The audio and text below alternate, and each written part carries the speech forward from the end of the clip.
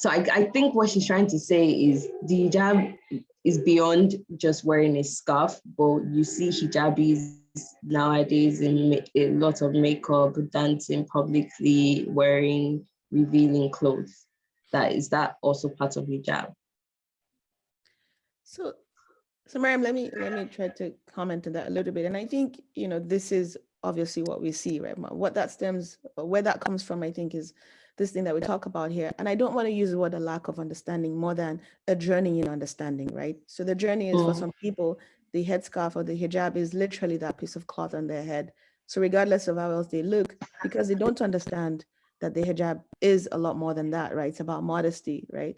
Then then they don't understand that maybe the heavy makeup and all of that and the tight fitting clothes do not necessarily follow the hijab. And again, we have to be very careful that we're not judgmental, because everyone is on a journey.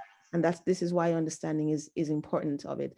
I will mention something, and I think we haven't had the audience yet, or maybe the right atmosphere, but let me see if I can plug something in here. So you know that the injunction for the hijab is around what we call the people that are non-mahram, right? So for example, the people that are basically for us as women, people that are marriageable, if you can marry somebody, you should observe the hijab in front of them, right? That's a very quick and very, very strict, very quick, if you may, understanding of the hijab, right?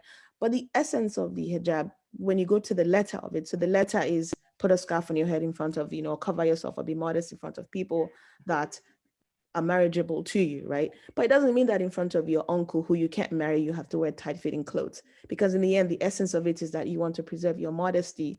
You know what I mean? So these heavy makeup, if somebody has to take a second look at you, if you look vivacious, XYZ, whatever the words are they use now to describe it, that defeats the purpose of the hijab. So even in front of your uncle, your brother, your parents, or whatever, generally, again, when you understand the concept of the hijab, you should be modest. You don't have to, expose your aura because you're allowed, right, in a different sense in front of people who are not. So I think, again, the answer to that is people are on a journey of understanding. And if you understand that the hijab is not just a scarf, it makes it easier for you, right, to not wear the hijab and then compromise its essence with the rest of everything else. And again, I want to be careful about being judgmental about people's journey, understanding Islam is not about looking not beautiful. Let's be very careful. Our religion is beautiful. We should present ourselves well. You should look nice, presentable to people.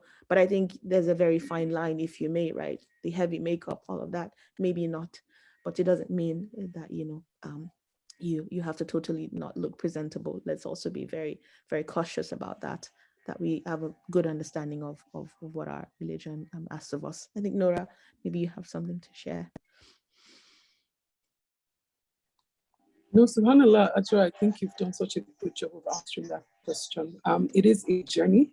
I see that there's a lot of trolling, right? On the internet these days, everybody knows better than the last person. And, so people would, go at people. So let's be careful not to turn people away from Islam. There is, like I say, what is right. And sometimes it's very clear, very, there. Sometimes you have all of the knowledge, but something within you just chooses not to subscribe to it at that time. It does not mean, that person later would not, be more dear to Allah than you are to him, at some point in their life. So just be careful, not to be too judgmental of other people. Remind them if you can, in some sort of endearing way.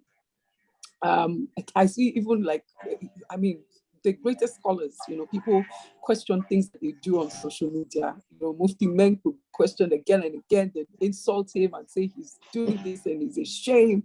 And, realizing that it's a journey and not pushing people away. So if you have somebody that's in a miniskirt and just feels like she wants to branch into the mosque, give her something to cover up, but don't shame her, for coming in, because that is her journey to Allah. That is Allah, running to her, having someone like you encourage them.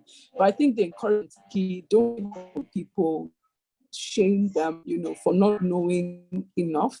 Like I said, injunctions are clear. We sometimes know them all, but for some, human reason, we choose not to subscribe all of the time. But I think Ajarat said it all by saying there's an essence to the hijab that is more than just the covering, and that's you know, we should be seeking, right? And not just stopping at at you know, just putting something over our heads, but just seeking the essence of hijab. And inshallah, you know, it will get better for every single person every time. And just also remembering that being on a journey means you cannot be static. You know, you have to keep learning, you have to keep improving.